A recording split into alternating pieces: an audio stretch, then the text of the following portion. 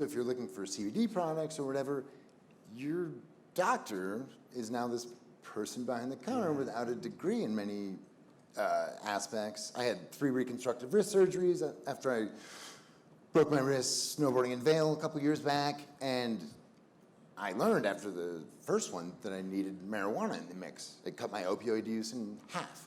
I was explaining this to my primary care doctor, and she was terrified. She didn't know anything about this marijuana stuff. I was like, hey, read my article in Rolling Stone. So I'm educating my doctor. I mean, it's a little unsettling to have medical professionals not know about this stuff.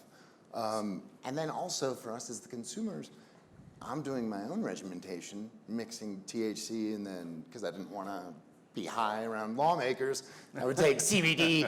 Who does? Because then I would take CBD before going to the Capitol.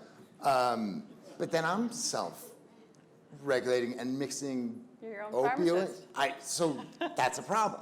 Right. Yeah, so from the education sort of space, and this is always one that's fascinated me because we have very little education for medical school or other professionals that are out there on this topic. And we just actually did a study that with some folks in New York looking at physicians across the country. I think it was 300 and some odd physicians, and talked to them about, how comfortable they feel about, CBD and THC and cannabis more broadly. And we know if they had and this was focused on anxiety and PTSD, but if they had a patient come in, like, what do? Do they feel comfortable talking about it? Do they recommend it to those patients? And this is a variety of different settings. This isn't just physicians in one type of hospital. This was truly decently representative across the country.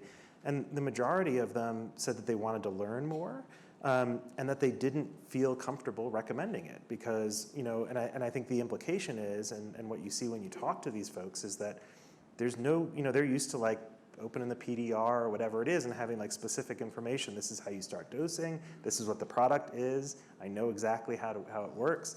That's not the case here. We're not quite there yet. We're there with Epidiolex, but aside from that, we're not. And I think and so right now it's about figuring that out. And then when you flip it so then what do patients do, right? So they go to their budtenders at dispensaries. And we did a study on dispensary budtenders, and we found that the majority of them had training in retail. They're really trying, truthfully, these aren't medical professionals. These are people that are pushing product in a lot of cases. They have their own sort of agenda coming to this. And we asked them condition by condition, what are you recommending? And then try to match that to what do we actually know about this stuff to see if these things match. And they didn't, right? So they're recommending things that I would say would be contraindicated.